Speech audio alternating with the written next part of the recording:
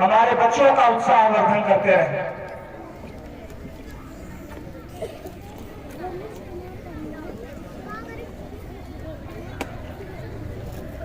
जितने भी बच्चे ग्राउंड के बाहर हैं या जो भी अभी आकर के चेयर्स पर नहीं बैठे, जो भी बच्चे इधर उधर घूम रहे हैं, मैं इससे रिक्वेस्ट करूंगा कि आप लोग आकर के अपने चेयर पे बैठ जाएं और आप बेवजह इधर उधर ना घूमें। ये जो कार्यक्रम चल रहा है, इस कार्यक्रम को सफल बनाने में आपके योगदान की जरूरत है। तो इस कार्यक्रम में आप अपना भरपूर योगदान दें। आप ऐसा कोई काम अंजाम ना दें जिससे कार्यक्रम में कोई भी खलल पैदा हो, कोई भी डिस्टर्बेंस आए।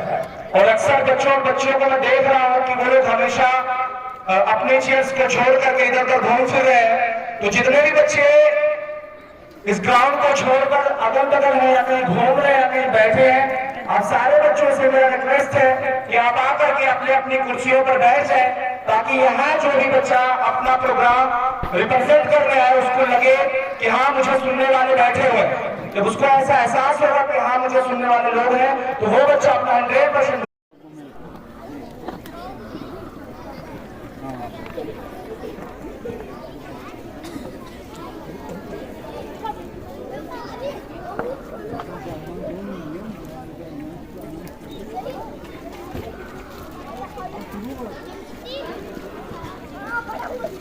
सबसे पहले मैं शबीना अब्दुल हमीद जो कि क्लास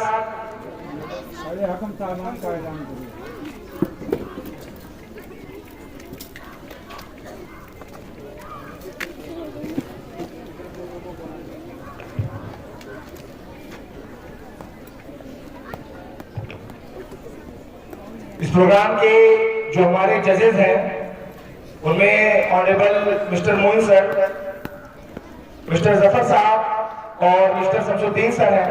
आप लोग आकर के प्लीज अपने चेयर पर बैठ जाइए और जजिंग का कार्यक्रम शुरू करें।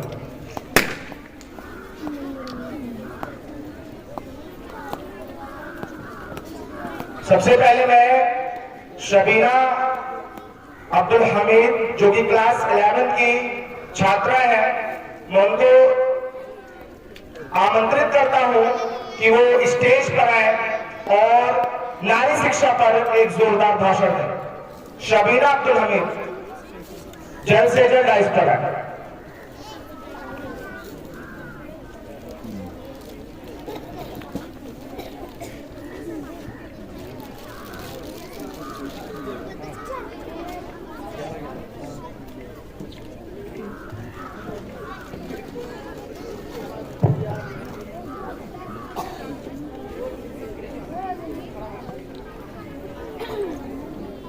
इसके बाद लुबना अब्दुल कादिर जो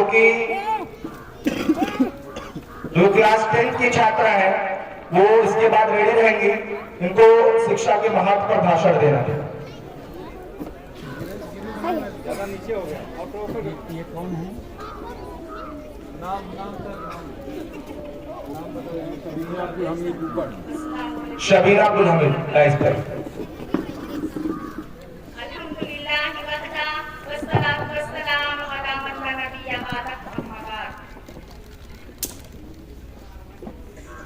आदरणीय प्राचार्य महोदय, माननीय मुख्यातिथिगण, सम्मानित शिक्षक गाड़ियों, मेरे प्यारे भाइयों और बहनों, अस्सलाम वालेकुम। आज मैं आप लोगों के समक्ष इस विषय को लेकर उपस्थित हुई हूँ। उसका शीर्षक है दहेज प्रथा का विषय। ये दहेज की रस्में तोड़ क्यों नहीं देते? आगे हो जाओ। ये दहेज की रस्में तोड़ क्यों नहीं देते? इस सरपरस्तों ने रस्म ये बनाई है। अल्लाह रब्बुल आलमीन का कथन है, या अय्युहल्लज़ीना आमनू ला ताकुलू अम्वालकुम बैनकुम बिल बातिल। मेरे प्यारे भाइयों और बहनों, दहेज प्राचीन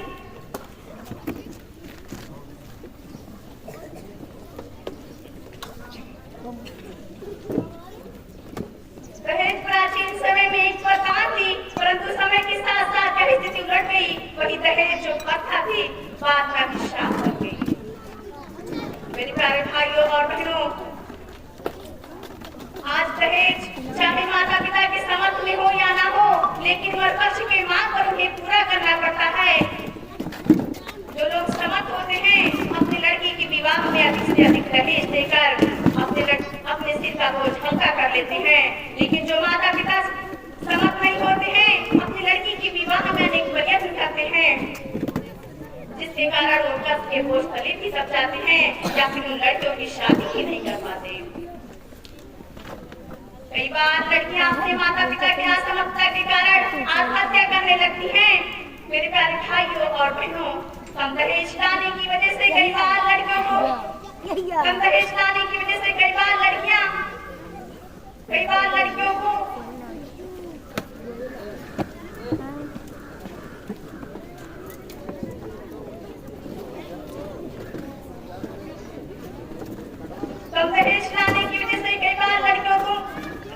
कई प्रकार के कष्ट उठाने पड़ जाते हैं। कई बार घरों में बहुओं को जला दिया जाता है, उनको हर प्रकार से सताया जाता है, यहाँ तक कि उनका जीना दुर्भर हो जाता है। किसी कवि का कथन है, जहेज आग है दुनिया तो निगल सकती है, जहेज आग है दुनिया तो निगल सकती है, जहेज से नहीं तकदीर बदल सकती है। जहेज मांग रहे हो तुम आज शादी में, जहेज मांग रहे हो तुम आज शादी में, तुम्हारी बेटी भी कल इस आग में जल सकती है। मेरे प्यारे भाइयों और बहनों, यह सृष्टि जिसके कारण स्थिर है उसे स्त्री के नाम से जानते हैं। ये वही स्त्री है जो अगर चाहे तो घर को स्वर्ग बना देती है और अगर चाहे तो उसी घर को नर्क से भी बदतर कर देती है।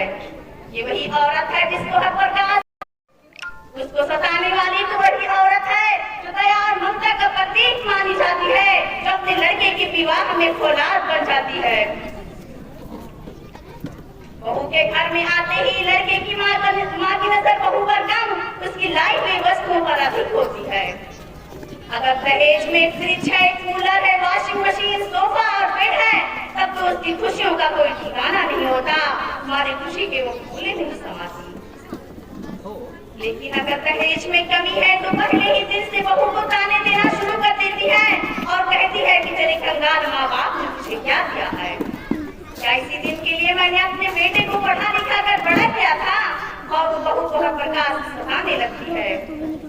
किसी कवि का कथन है, इस्लाम में निकाह एक आसान काम था, इस्लाम में निकाह एक आसान काम था, अहले हवस ने उसको भी मुश्किल बना दिया। इस्लाम के मिजाज में दाखिल फिसादगी, इस्लाम के मिजाज में दाखिल फिसादगी, लोगों ने उस पे रंगे तकल्लुफ चढ़ा दिया। मेरे प्यारे भाइयों और बहनों, वर्तमान समाज में देखा जाता है कि विवाह के पश्चात जब घर वाले अपने दोस्तों से, अपने मित्रों से, अपने साथियों से मिलते हैं तो उनका प्रथम प्रश्न ही होता है कि भाई आपको दहेज में क्या मिला, लड़की खूबसूरत है या नहीं, मॉडर्न युग की है या फिर पुराने विचारों की है। अगर दहेज में कार है, बुलेट है, 2-4 लाख रुपए कैश है, तब तो उसकी खुशियों का कोई ठिकाना नहीं होता। हमारे गर्व से कहता है कि भाई मुझे दहेज में ये वस्तुएं और इतना पैसा मिला है, लेकिन अगर दहेज में कमी है तुम्हारे शर्म से उसकी निगाह झुक जाती है, अपने आप को कमतर समझने लगता है और कहता है कि मेरा तो भाग्य फूटा था कि मैंने अपने लड़के का रिश्ता ऐसे घर में कर लिया। अरे दहेज की भिखारियों, क्या तुम इतने कंगाल हो गए हो कि तुम्हें अपनी हर आवश्यकता के लिए दूसरों के समक्ष हाथ फैलाना पड़ रहा है? क्या तुम इतने निर्भर हो गए हो तो स्वयं परिश्रम करके अपनी आवश्यकता पूर्ण नहीं कर सकते और तुम्हें दूसरों से भीख मांगना पड़ रहा है? कवि का कथन है, हर जरूरत के लिए अगर चाहिए तुमको जहेज, हर जरूरत के लिए अगर चाहिए तुमको जहेज, अपने बेटे के लिए 2 गज कफन भी मांग लो। मेरे प्यारे भाइयों और बहनों, ऐसे जहेज की वस्तुओं का क्या लाभ जो आपको रुला दे, जो आपको की खुशी छीन ले, जो आपको का सुख और चैन छीन ले। इकरार ऐसे लोगों पर, खेद ऐसी मानसिकता पर ऐसा प्रतीत होता है कि जैसे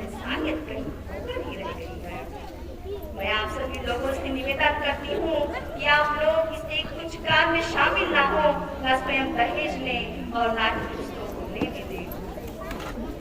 किसी कवि का कथन है, ऐ मिल्लतो मुल्क किसी होश वालिदैन, ऐ मिल्लतो मुल्क किसी होश वालिदैन, गर चाहते हो दिल से कि मालूम हो जहेज, गर चाहते हो दिल से कि ये रस्में बद मिटे, गर चाहते हो दिल से कि ये रस्में बद मिटे, तो फिर न लो जहेज, किसी को न दो जहेज।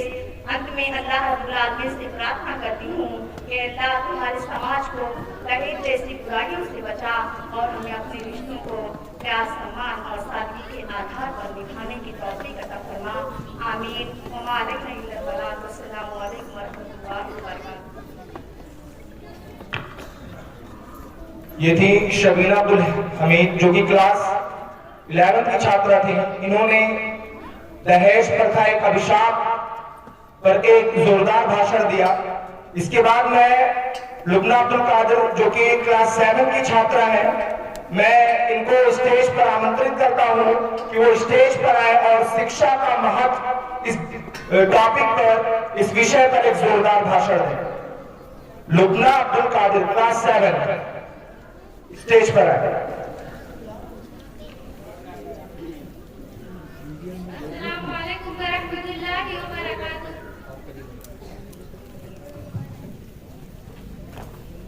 आदरणीय अध्यक्ष महोदय, प्रबंधक एवं प्रधानाचार्य महोदय, शिक्षक एवं शिक्षिकाएं, श्रोतागण एवं प्रिय भाइयों एवं बहनों, मैं आप लोगों के सम्मुख जिस विषय पर बोलना चाहती हूँ उसका शीर्षक है शिक्षा का महत्व। शिक्षा का अर्थ है ज्ञान, सदाचार, उचित आचरण, तकनीकी शिक्षा, तकनीकी दक्षता और विद्या प्राप्त करने की प्रक्रिया। शिक्षा व्यक्ति और समाज दोनों के विकास के लिए बहुत जरूरी है। ये न केवल हमें ज्ञान और जानकारी प्रदान करती है, बल्कि हमें समाज में सफलता और सम्मान प्राप्त करने की क्षमता भी देती है। शिक्षा हमें समाज की समस्याओं को समझने और समाधान करने का शक्ति प्रदान करती है।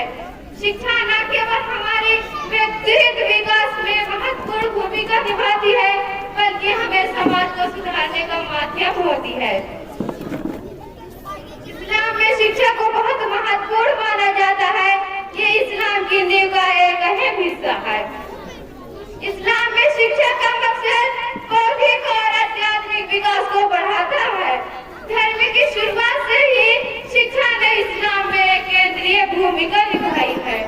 पवित्र कुरान में ईश्वर ने कहा है, इक़रा बिस्मि रब्बिकल लज़ी खलक़, खलक़ल इंसान मिन अलक़, इक़रा व रब्बुकल अकरम, इक़रा व रब्बुकल अकरम, अल्लज़ी अल्लमा बिल क़लम, अल्लमल इंसान मा लम यअलम।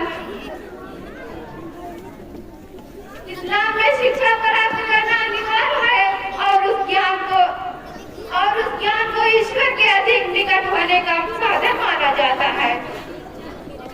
इस्लाम शिक्षा के बाजारीकरण का विरोध करता है ताकि गरीब परिवार के बच्चे भी शिक्षित हो सके। पूंजीपतियों ने आज शिक्षा का व्यापारीकरण कर दिया है, जिसके कारण मॉडर्न एवं तकनीकी शिक्षा में भ्रष्टाचार का बोलबाला है। बहुत से स्कूलों में ऐसी किताबों को रखा गया है जहाँ पर कमीशन ज्यादा से ज्यादा मिलता है, जिसके कारण गरीबों के बच्चे आधुनिक शिक्षा से वंचित हो जाते हैं। शिक्षा के बाजारीकरण के कारण कोचिंग सेंटरों की एक मार्केट बन गई है, जिसके कारण समाज में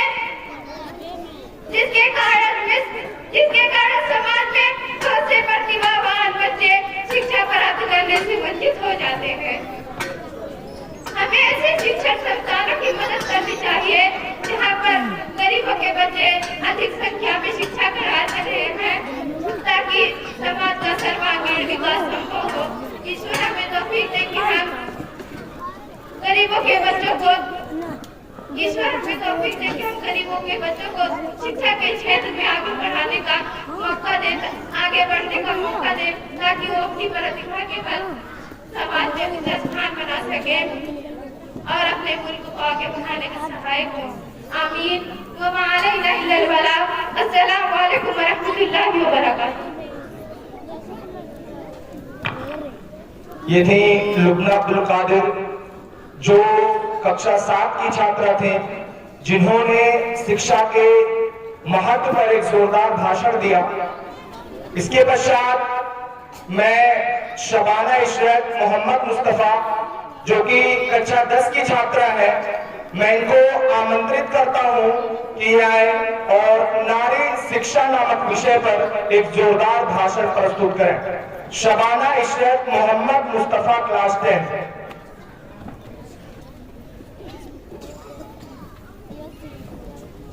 उम्मे सलमा जहां पर भी हूं वो अपने अब्बू से मुलाकात कर ले। उम्मे सलमा जहां पर भी हूं वो अपने अब्बू से मुलाकात कर ले।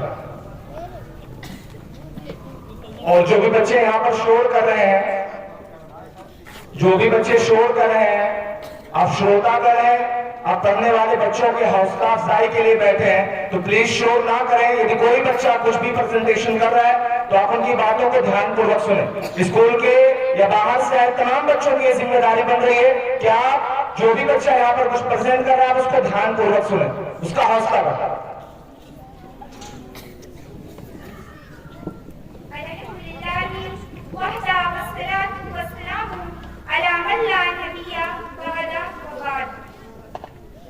आदरणीय मुख्य अतिथि महोदय, प्रबंधक, प्रधानाचार्य महोदय, शिक्षक, शिक्षिकाएं और मेरे प्रिय साथियों, अस्सलाम वालेकुम व रहमतुल्लाहि व बरकातुहू। आज के इस विशेष अवसर पर मुझे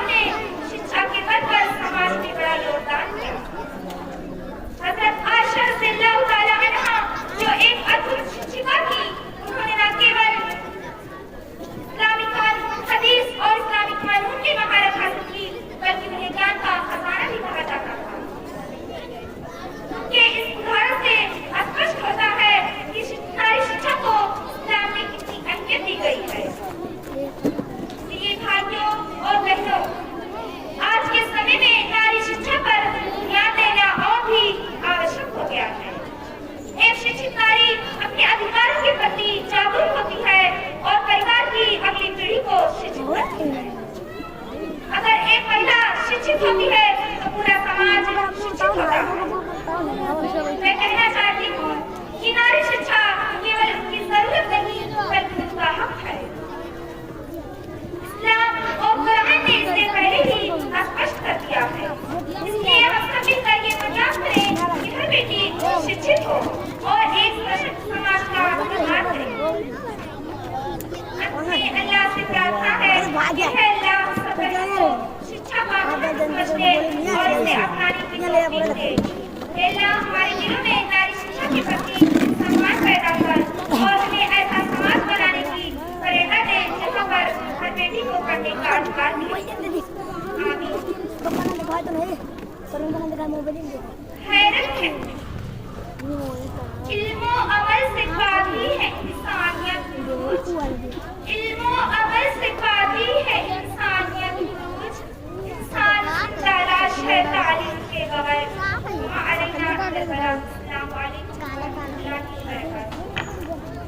ये थी शबाना इशरत मोहम्मद मुस्तफा जो कि कक्षा 10 की छात्रा थी।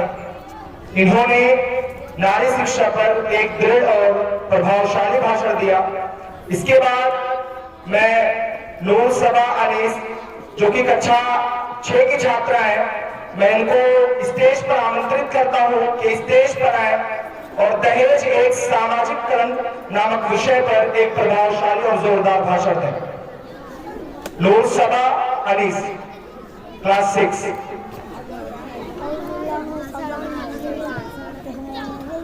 जो बच्चे बार बार शोर कर रहे हैं, आपको बार बार समझाया जा रहा है कि आप शांति पूर्वक एक व्यवस्थित माहौल बनाकर बैठे, ताकि जो भी बच्चा यहाँ पर कुछ पढ़ने आ रहा है, कुछ परफॉर्म करने आ रहा है, वो सही मानो उस चीज को परफॉर्म कर पाए।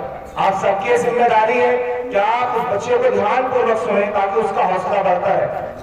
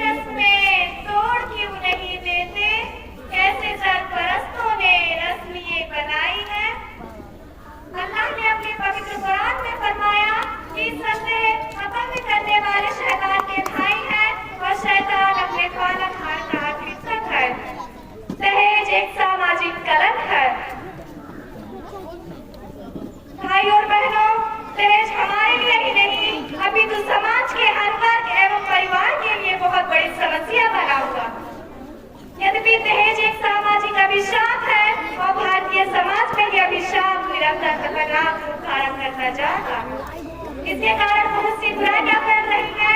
दहेज के दानों और भारतीय समाज में विनाश लीला मचाए। सामान्यतः दहेज का अर्थ वस्तुओं और संपत्तियों से है जिन्हें विवाह के समय वधू पक्ष की ओर से वर पक्ष को दिया जाता है, परंतु अब दहेज का अर्थ इससे एकदम भिन्न है। अब इसका तात्पर्य उन संपत्तियों अथवा मूल्यवान वस्तुओं से है जिन्हें विवाह की शर्त में कन्या पक्ष द्वारा वर पक्ष को विवाह से पूर्व अथवा बाद में देना पड़ता है। भाइयों बहनों, जब दहेज के विषय में चर्चा हो रही हो तो मैं उस्ताद साहब दहेज जैसे कलंक से पीड़ित युवती के विषय में अवश्य बताना चाहूंगी। मुझे उस आयशा का दुख याद आता है जिसने समुद्र में कूदकर आत्महत्या कर ली। उसका भी विवाह हुआ, उसे भी दहेज दिया गया था। वो भी आई थी अपने मन में हजारों स्वप्न व इच्छाएं लेकर, परंतु इस दहेज के कारण वो आत्महत्या करने पर विवश हो गई, क्योंकि उसके निधन माता पिता उसे उतना दहेज नहीं दे पाए जिससे वो दहेज के भूखे और लोभियों का पेट कर सके। किसी कवि का कथन है, हर जरूरत के लिए घर चाहिए तुमको जहेज, हर जरूरत के लिए घर चाहिए तुमको जहेज, अपने बेटे के लिए तो गज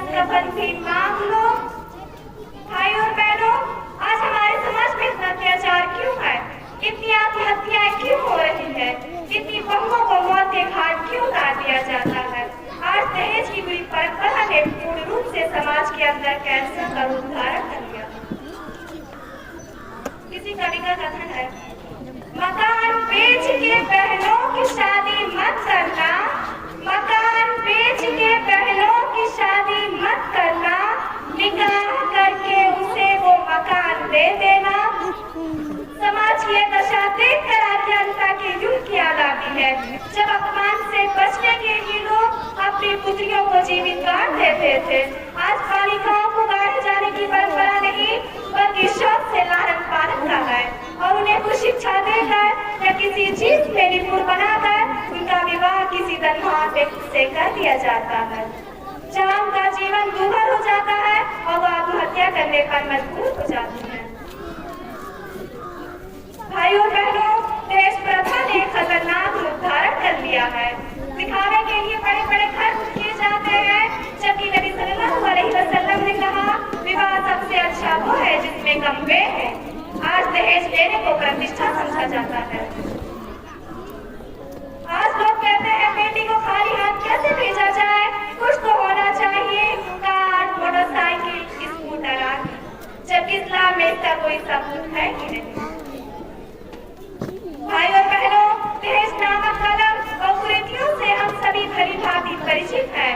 हम सब जानते हैं, किंतु हम असहाय और विवश हैं, क्योंकि हमने धन दौलत को सर्वोपरि रख दिया है। हम धन के लोभ में इतने अंधे हो गए कि इसका विरोध नहीं कर पाते। भाइयों जागो, कब तक समाचारों को पढ़कर आत्महत्याओं को देखते रहोगे? जागो और इस प्रथा का अंत करो।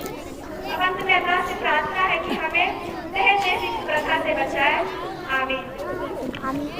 मिल्लत के नौजवानों से है मेरी ये अपील, मिल्लत के नौजवानों से है मेरी ये अपील, बन जाओ अपनी शादी में खुददार खुद कफील। आओ मिटाए मिलके ये लानत जहेज की, आओ मिटाए मिलके ये लानत जहेज की।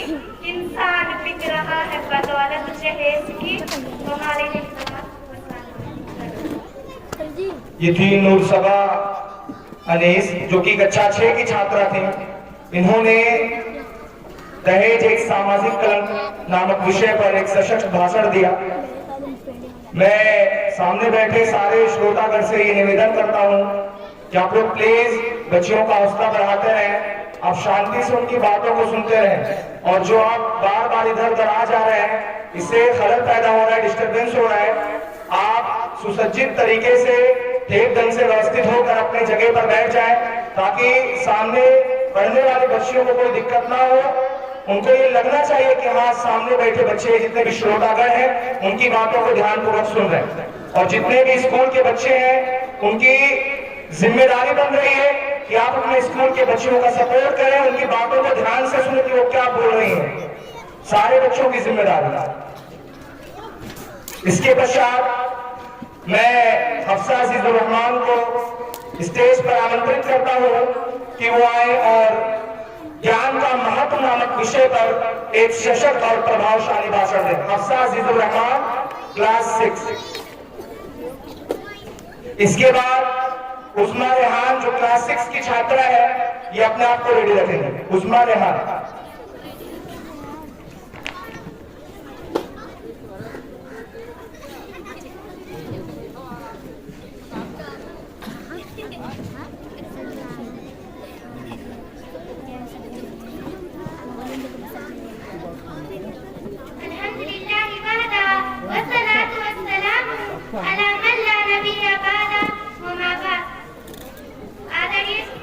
आदरणीय शिक्षक एवं प्रबंधक,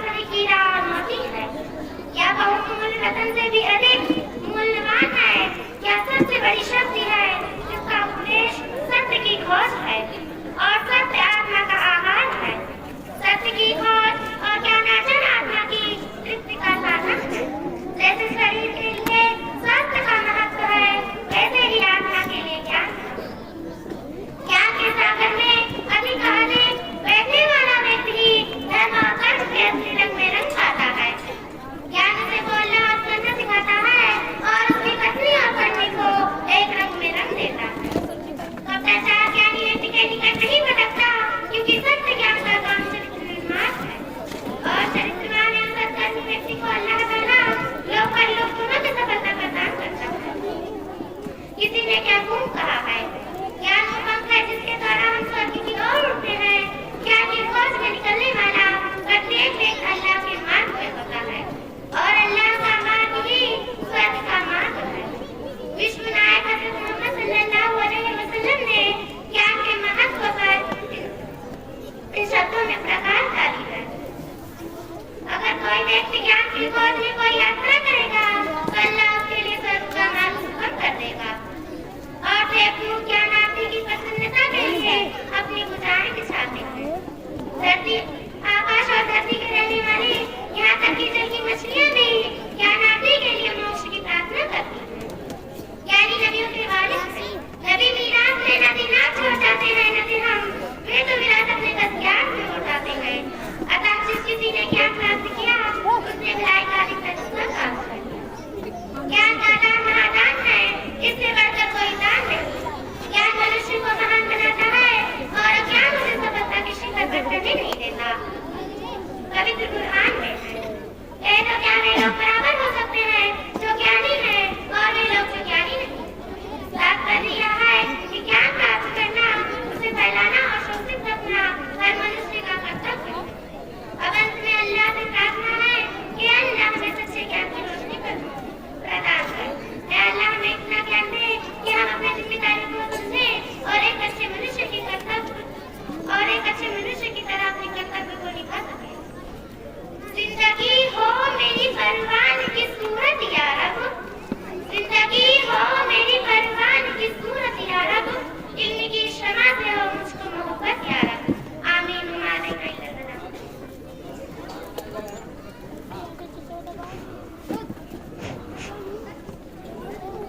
बड़े अफसोस से मुझे ये कहना पड़ रहा है कि शोबे बनात का प्रोग्राम चल रहा है और शोबे बनात ही से बहुत ज्यादा आवाज आ रही है। इस प्रोग्राम के दो जज आपके टेंट के ही बगल में बैठे हुए हैं, उनके काम में बहुत दुश्वारी पेश आ रही है। तो जरा आप लोग इस बात का ख्याल रखें और थोड़ा सुकून और इत्मीनान बनाए रखें। हमारे जज साहिबान को अपना काम अच्छी तरह से करने दें और जो तकरीर करने आती हैं आप उनकी बातों को सुने, उनकी हिम्मत अफजाई करें। ये थी हफ्सा अजीजुर रहमान जो कक्षा 6 की छात्रा थी। इन्होंने ज्ञान के महत्व पर एक सराहनीय भाषण दिया है। इसके पश्चात मैं उस्मा रेहान जो कि कक्षा 6 की छात्रा है, मैं इनको आमंत्रित करता हूं कि स्टेज पर आए और माता पिता के अधिकार नामक विषय पर एक सराहनीय और जोरदार और शक्तिशाली भाषण दें। उस्मा रेहान क्लास 6। इसके बाद तोबा शाह आलम रेडी रहेंगे।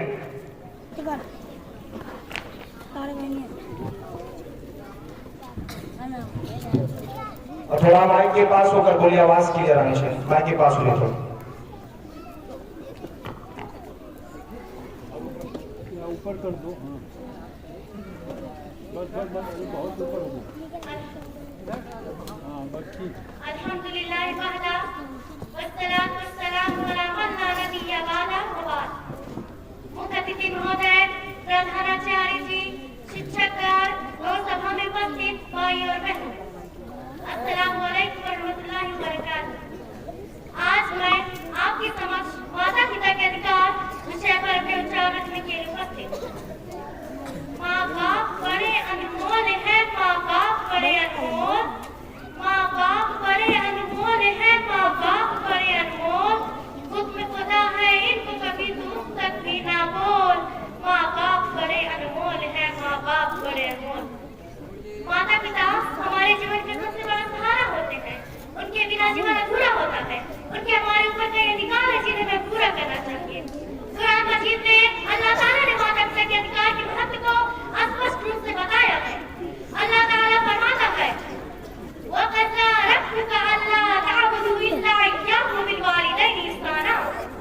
अर्थात और तुम्हारे लिए तय कर दिया कि तुम उसकी इबादत करो और माता पिता के साथ अच्छा व्यवहार करो। भाई और बहनों, इस आयत से स्पष्ट होता है कि माता पिता का दर्जा इबादत से भी ऊपर है। उनके अधिकारों का पालन हर इंसान को अनिवार्य है। माता पिता हमें जीवन देते हैं, हमें संस्कार देते हैं और हमें सही दिशा दिखाते हैं। हमें हमेशा माता पिता का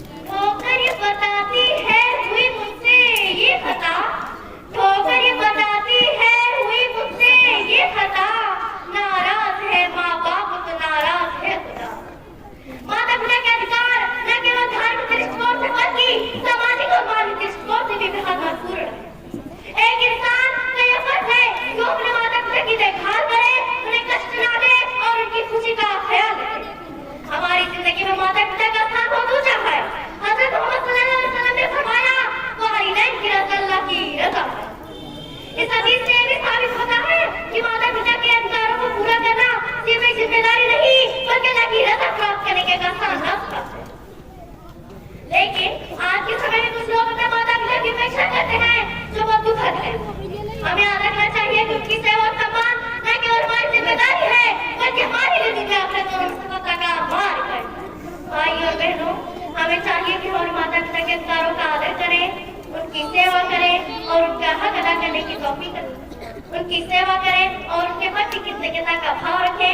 उनकी खुशी हमारी खुशी है।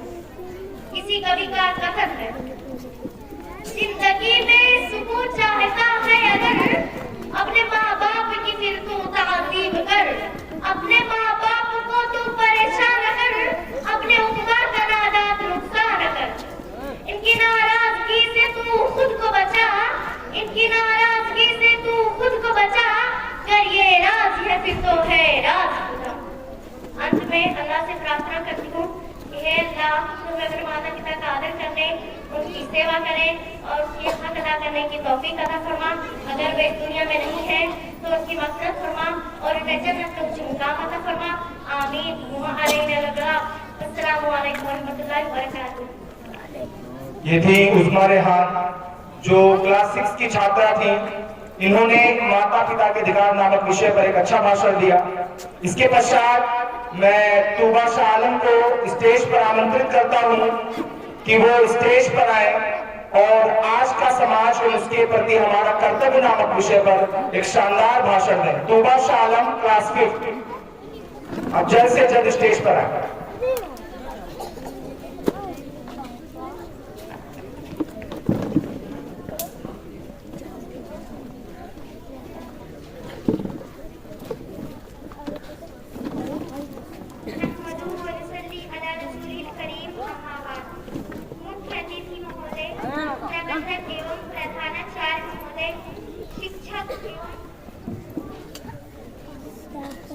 शिक्षक एवं शिक्षिकाएं तथा शुभ सभा में उपस्थित भाइयों और बहनों, अस्सलामु अलैकुम व रहमतुल्लाहि व बरकातुहू। आज मैं आप लोगों के सामने एक भाषण लेकर उपस्थित हुई हूँ, जिसका शीर्षक है आज का समाज के प्रति हमारा कर्तव्य। इस महत्वपूर्ण विषय पर चर्चा के लिए आप सबको आज हमारे समाज में विभिन्न प्रकार की बुराइयों एवं कुरीतियों का प्रचलन है। कुरान और हदीस में उनकी कड़ी निंदा की गई है। अल्लाह ताला ने पवित्र कुरान में कहा है, कुल इन्नमा हर्रम रब्बिल फवाहिशा मा ज़हरा मिन्हा व मा बतन। ऐ मोहम्मद सल्लल्लाहु अलैहि वसल्लम कह दीजिए कि मेरे पालनहार ने संपूर्ण गुप्त एवं प्रत्यक्ष अशरीर कार्यों को वर्जित किया है। वर्तमान काल में पश्चिमी सभ्यता का हमारे समाज पर अत्यंत गहरा प्रभाव पड़ा है, जिसका परिणाम हमारे सामने कुछ इस प्रकार से आया है कि कुरीतियों की बात आ गई है। मुस्लिम समाज विशेषकर नई पीढ़ी इस्लाम की शिक्षाओं से दूर जा चुकी है। प्रगति के नाम पर सभ्यता के पर्दे में न जाने क्या क्या विडंबनाएं जन्म ले रही है। आज कहीं पर हत्या व विनाशकारी का बाजार गर्म है, तो कहीं चोरी व शराबनोशी बड़ी तीव्रता से पनप रही है, तो कहीं पर नबी सल्लल्लाहु अलैहि वसल्लम की मार्गदर्शन को छोड़ा जा रहा है, तो कहीं शादी विवाह में गैरों की नकल उतारी जा रही है। ये सब मुस्लिम समाज की उठाव है, जिसका उपचार हमें ढूंढना है। इस्लाम ने महिलाओं को सम्मान दिया है और उनको ऐसी शिक्षाएं प्रदान की हैं, जिनको अपनाकर वो समाज में अपनी रक्षा स्वयं कर सकती है। परंतु आज की अधिकतर महिलाओं की दशा यह है कि उन्होंने अपने पैरों पर कुल्हाड़ी मार ली है। इस्लाम ने उन्हें जो वस्त्र पहनने को दिया था, उसको अपने शरीर से अलग करके ऐसे वस्त्रों को धारण कर लिया है कि भूखे भेड़ियों की निगाहें उन्हीं पर रहती है। क्या इन सब की उपचार की आवश्यकता नहीं है? इस्लाम ने ऐसे लोगों के उपचार के लिए बताए हैं, परंतु आज उन पर ध्यान नहीं देते। समाज की बुराइयों को बढ़ावा देने में टीवी, इंटरनेट, मोबाइल आदि ने भी महत्वपूर्ण भूमिका निभाई है। आज के नौजवानों को टीवी और मोबाइल की प्रति रुचि इतनी बढ़ गई है कि आवश्यक कार्यों को छोड़कर पूरे परिवार के साथ प्रोग्राम देखने में व्यस्त हो जाते हैं। भाइयों और बहनों, हमारे समाज का सुधार तभी होगा जब हम इस्लामी शिक्षाओं के अनुसार अपने कर्तव्य का 100% निर्वाहन करेंगे और समाज को इस्लाम के प्रति जागरूक करेंगे। हमारे लिए आवश्यक है कि हम तत्पर हो जाएं एवं कुरीतियों को समाप्त करने का आंदोलन चलाएं, ताकि हमारा समाज वास्तव में एक आदर्श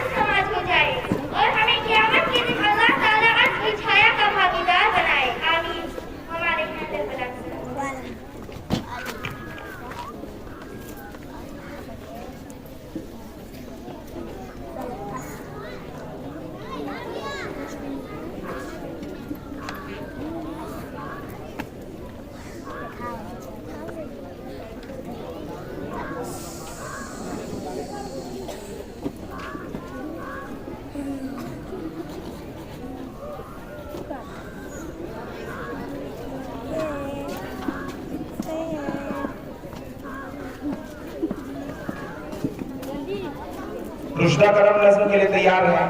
ये था निस्वा के छात्राओं का हिंदी भाषण का प्रोग्राम जो कि समाप्त हुआ। अब कुछ नज्म के बाद फिर मैं दरसगाह के बच्चों को हिंदी भाषण के लिए आमंत्रित करूंगा। वो बच्चे जो हिंदी भाषण लिए हैं वो अपने आप को हिंदी भाषण प्रस्तुत करने के लिए तैयार रखें। अब मैं रुशदा करम को आवाज देता हूं कि वो स्टेज पर आए और एक नज्म पेश करें। रुशदा करम।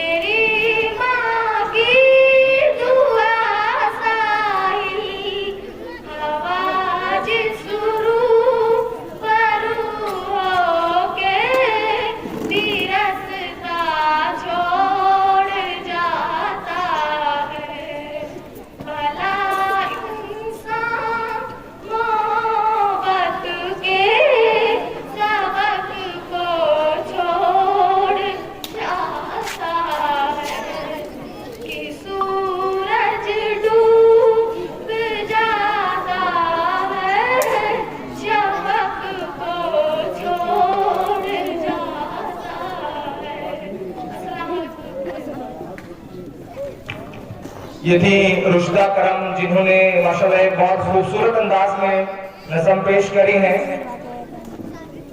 इसके बाद मैं दरसगाह के जो बच्चे हिंदी भाषण में पार्टिसिपेट किए हैं, जिन्होंने हिंदी भाषण में हिस्सा लिया है, भाग लिया है, मैं उनका नाम अनाउंस करूंगा। वो बच्चे रेडी होकर बैठे, आपको आकर के हिंदी भाषण प्रस्तुत करना है।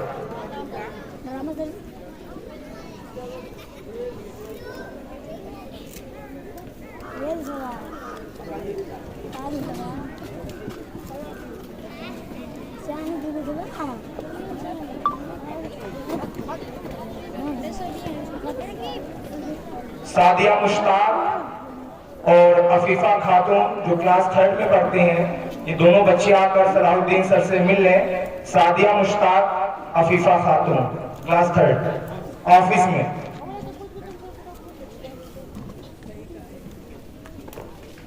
खिजा के रुख में गुलाब लहजा बना के रखना कमाल ये है। खिजा के रुख में गुलाब लहजा बना के रखना कमाल ये है। हवा की जिद पे दिया जलाना जला के रखना कमाल ये है। खिजा के रुख में गुलाब लहजा बना के रखना कमाल ये है। हवा की जिद पे दिया जलाना जला के रखना कमाल ये है। जरा सी लफ्जिश पे तोड़ देते हैं सब ताल्लुक जमाने वाले। जरा सी लफ्जिश पे तोड़ देते हैं सब ताल्लुक जमाने वाले। सुहाय से वैसों से भी ताल्लुक बना के रखना कमाल ये है। किसी को देना ये मशवरा की वो दुख बिछड़ने का भूल जाए। किसी को देना ये मशवरा की वो दुख बिछड़ने का भूल जाए। और ऐसे लम्हे में अपने आंसू छुपा के रखना कमाल ये है। खिजा के रुख में गुलाब लहजा बना के रखना कमाल ये है। हवा की जिद पे दिया जलाना जला के रखना कमाल ये है। इसके बाद मैं हम्माद जो क्लास 1 का बच्चा है, मैं उसका नाम अनाउंस करता हूं कि हम्माद क्लास 1 वो डाइस पर है। और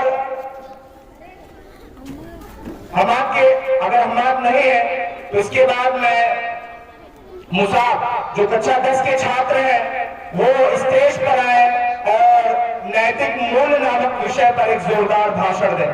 मुसाब क्लास 10।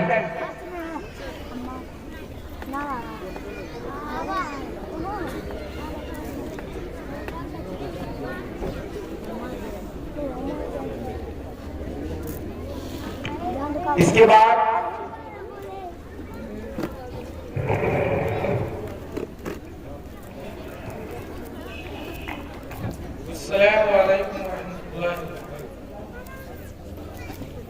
अल्हम्दुलिल्लाह रब्बिल आलमीन वस्सलातु वस्सलामु अला अशरफिल अंबिया वल मुरसलीन व अला आलिहि व सहबिहि अजमाइन, अम्मा बाद। आदरणीय अध्यक्ष महोदय, मुख्य अतिथि महोदय, प्रबंधक एवं प्रधानाचार्य महोदय, शिक्षकगण एवं प्रिय भाई और बहनों, आज मैं वार्षिक उत्सव के अवसर पर जिस विषय पर आप सबके सामने बोलना चाहता हूं उसका शीर्षक है नैतिक मूल्य।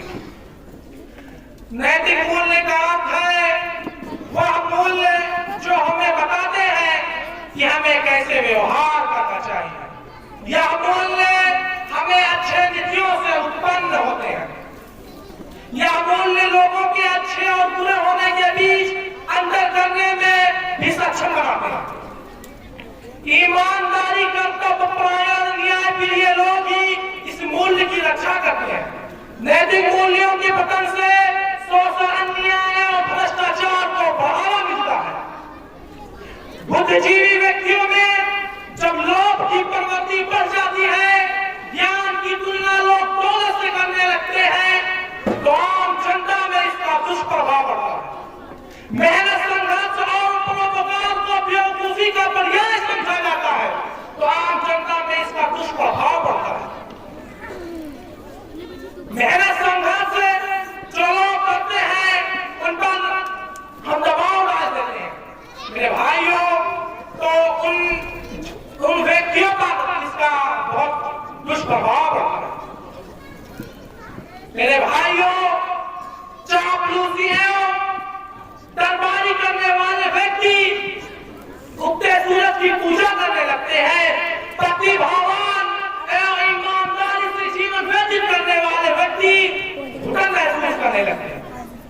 मेरे भाइयों, प्रतिभावान और ईमानदारी से जीवन व्यतीत करने वाले व्यक्ति घुटन महसूस करने लगते हैं। अनुभव योग्यता को नजरअंदाज कर दिया जाता है। मेरे भाइयों, अनुभव एवं योग्यता को नजरअंदाज कर दिया जाता है। नैतिक मूल्यों की बिना किसी समाज का सकारात्मक एवं रचनात्मक विकास नहीं होगा। महापुरुषों के उच्च आदर्शों पर चलकर ही हम, मेरे भाइयों, नैतिक मूल्य की रक्षा कर सकते हैं। महापुरुषों के उच्च आदर्शों पर चलकर हम मूल्यों की रक्षा कर सकते हैं। मेरे भाइयों, महापुरुषों के उच्च आदर्शों पर हम चलेंगे तो हम नैतिक मूल्य की रक्षा कर सकते हैं। सामाजिक एवं राजनीतिक मूल्यों, सामाजिक एवं राजनीतिक मूल्यों के पतन के कारण नवयुवकों में नशे की लत बढ़ती जा रही है। बच्चे डिप्रेशन में अवसाद का शिकार हो रहे हैं। हमें नई नस्ल को बचाने के लिए समाज सेवा के क्षेत्र में आगे आना होगा। मेरे भाइयों, आज आर्थिक युग चल रहा है, इसलिए शिक्षा के क्षेत्र में नैतिक मूल्यों को स्थापित करना परम आवश्यक है। रूढ़िवादी सोच या ऐसी परंपरा जो समाज में विकार उत्पन्न करती हो, उसका विरोध करना चाहिए, ताकि समाज में क्रांतिकारी परिवर्तन हो सके। ईश्वर हमें सद्बुद्धि दे ताकि हम मूल्यों को समझ सके और उच्च आदर्शों पर समाज की स्थापना कर सके। आमीन। अल्हम्दुलिल्लाह रब्बिल आलमीन। अस्सलामु अलैकुम व रहमतुल्लाहि व बरकातुहू। जबरदस्त बैल। ये थे मुसाब जो कि कक्षा 10 के छात्र थे। इन्होंने नैतिक मूल्य नामक विषय पर एक जोरदार भाषण दिया, काबिल तारीफ भाषण दिया। मैं अपने बच्चों से कुछ इसी प्रकार के भाषण की उम्मीद करता हूँ कि जिन बच्चों ने, चाहे वो इंग्लिश स्पीच में पार्टिसिपेट किए हो, चाहे वो हिंदी स्पीच में पार्टिसिपेट किए हो, उर्दू स्पीच में पार्टिसिपेट किए हो, जब वो स्टेज पर आए तो पूरा खुल करके उसी में अपने आप को लीन करके आप स्पीच दें। इससे आप अपना 100% दे सकते हैं और आपका नाम सबके दिमागों में याद रखा जाएगा इंशाअल्लाह। इसके बाद मैं महफूज आलम जो कि क्लास 6 के स्टूडेंट हैं, मैं इनको आमंत्रित करता हूं कि ये स्टेज पर आए और स्वतंत्रता से संबंधित कुछ बात लोगों को बताएं। महफूज class 6, please come on the dice.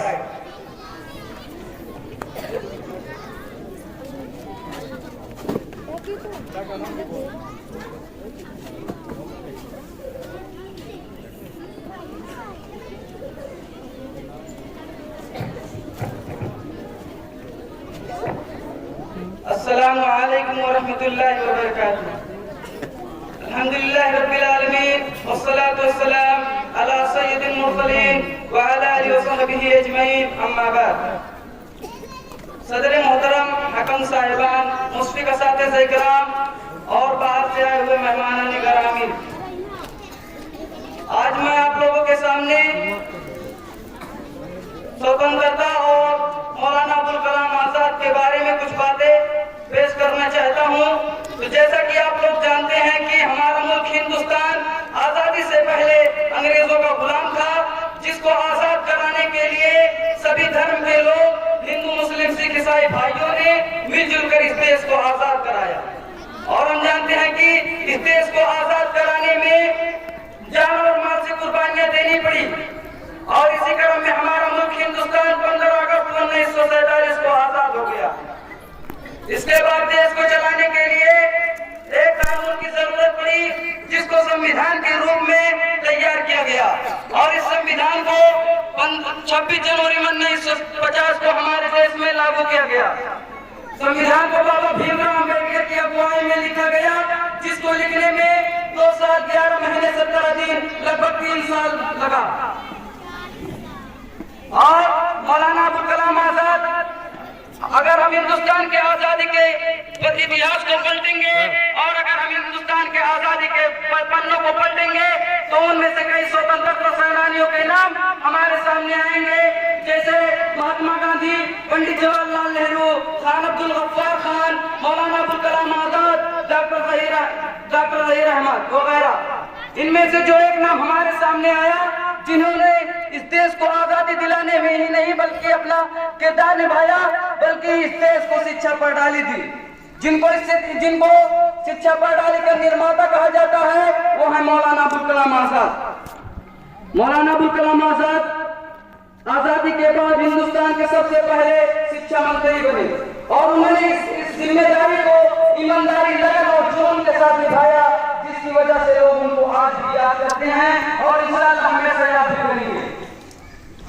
Maulana Abul Kalam Azad विभाजन के विरोधी थे, ये हिंदू मुस्लिम में एकता मानते थे।